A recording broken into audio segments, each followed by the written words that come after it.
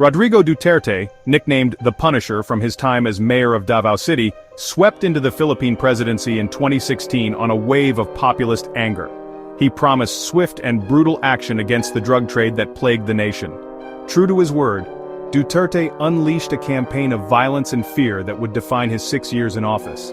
This war on drugs, as it was dubbed, quickly became synonymous with extrajudicial killings and a disregard for human rights.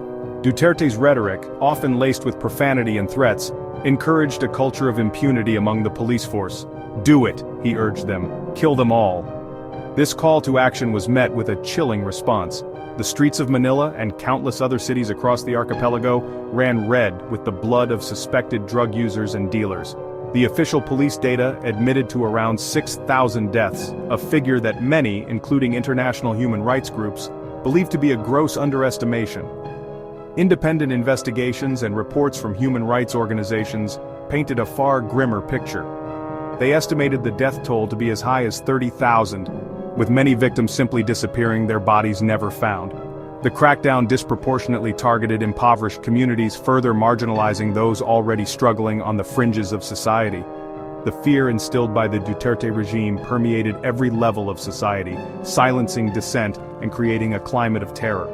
The government's own Commission on Human Rights decried the lack of due process and the widespread disregard for the rule of law.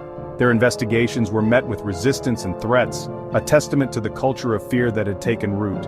Despite the mounting evidence and international condemnation, domestic efforts to hold those responsible for the atrocities remained frustratingly inadequate. By 2025, only a handful of police officers had been convicted, a mere drop in the ocean compared to the scale of the alleged crimes. The international community watched with growing concern as the death toll rose and stories of abuses emerged. Human rights organizations, foreign governments, and the United Nations condemned Duterte's actions. Calls for accountability grew louder, and the International Criminal Court, or ICC, began to take notice. In 2018, the ICC announced a preliminary examination into the situation in the Philippines. This move was met with defiance from Duterte, who promptly announced the country's withdrawal from the Rome Statute, the treaty that established the ICC. Despite this, the ICC continued its examination, citing that it retained jurisdiction over crimes committed while the Philippines was still a member. The announcement of the ICC's involvement brought a glimmer of hope to the victims' families and human rights advocates.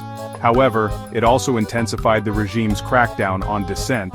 Duterte and his allies dismissed the ICC as a tool of Western imperialism, and the president himself remained unrepentant, vowing to continue his campaign against drugs. But the shadow of the ICC loomed large, and the possibility of international justice became a focal point of the growing domestic and international opposition to Duterte's rule. The world watched and waited, hoping that justice would eventually prevail. As Duterte's term neared its end, the political landscape in the Philippines began to shift. Allies who once stood by him started to distance themselves, sensing the changing tides.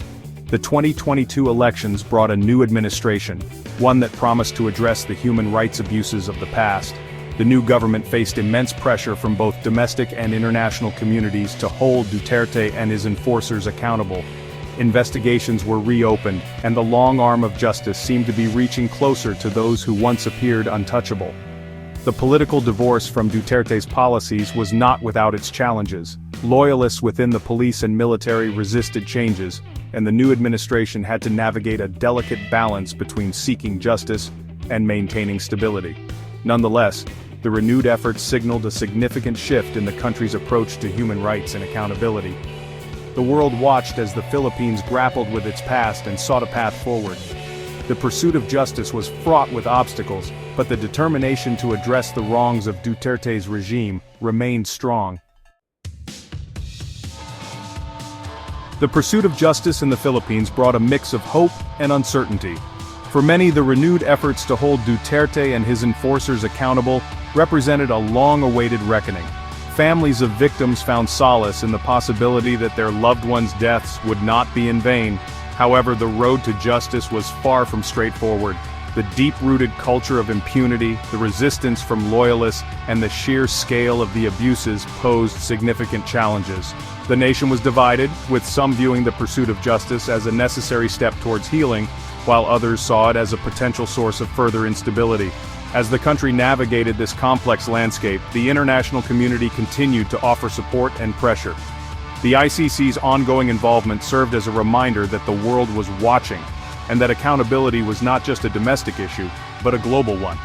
In the face of these challenges, the Philippines stood at a crossroads. The choices made in the coming years would shape the nation's future, determining whether it could move beyond the shadow of Duterte's regime and build a society based on justice and human rights.